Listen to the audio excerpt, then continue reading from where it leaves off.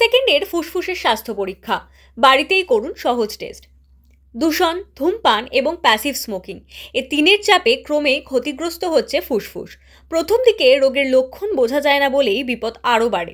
Asthma, COPD, হাঁপানির মতো শ্বাসযন্ত্রের রোগ আধুনিক জীবনে দ্রুতই জায়গা করে নিচ্ছে। তাই বাড়িতেই ফুসফুসের হাল হকিকত যাচাই করা জরুরি। বিশেষজ্ঞদের মতে মাত্র 60 সেকেন্ডের একটি সহজ পরীক্ষা আপনার ফুসফুস কতটা সুস্থ তার প্রাথমিক ধারণা দিতে পারে। কিভাবে করবেন এই 1 মিনিটের টেস্ট? শান্ত জায়গায় স্থির হয়ে বসুন, সম্ভব হলে পদ্মাসনে। একটি লম্বা শ্বাস নিন, সেই 60 সেকেন্ড ধরে রাখুন। 1 মিনিট পর ধীরে ধীরে শ্বাস ছাড়ুন। কোনো যন্ত্রপাতির প্রয়োজন নেই, কারোর সাহায্যও লাগে না, একাই সহজে এই পরীক্ষা করা যায়। কি কি লক্ষ্যে নজর রাখবেন? এই 1 মিনিটের মধ্যে লক্ষ্য রাখুন কয়েকটি গুরুত্বপূর্ণ বিষয়ের দিকে। মুখে টান লাগছে কি? শ্বাস আটকে আসছে বা মাথা ঘুরছে? শ্বাস ধরে রাখতে পারছেন না? নাক দিয়ে স্বাভাবিক শ্বাস নেওয়া কঠিন লাগছে? কাশি, হাঁপানি বা শ্বাসকষ্ট হচ্ছে?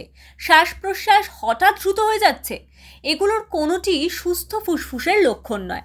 এই পরীক্ষায় কি বোঝা যায়? শ্বাস নিতে সমস্যা হলে শ্বাসনালী সংবেদনশীল হতে পারে, থাকতে পারে হাঁপানির প্রবণতা, বারবার কাশি মানে শ্বাসনালীতে প্রদাহ। শ্বাস ছাড়তে সমস্যা হলে ফুসফুসে ব্লকেজের প্রাথমিক লক্ষণ। ধূমপান বা প্যাসিভ স্মোকিং এর বড় কারণ। অস্বস্তি, হাঁপ ধরা বা শ্বাস দ্রুত হয়ে গেলে সতর্ক হওয়া জরুরি। চিকিৎসকের পরামর্শ কখন নেবেন? পরীক্ষার সময় তীব্র অস্বস্তি, বুকে চাপ, শ্বাস নিতে অসুবিধা বা নিয়মিত কাশি থাকলে দেরি না করে চিকিৎসকের সঙ্গে যোগাযোগ করা প্রয়োজন। পাশাপাশি ধূমপান ও অস্বাস্থ্যকর অভ্যাস ত্যাগ করলে শ্বাসযন্ত্রের চাপ কমে।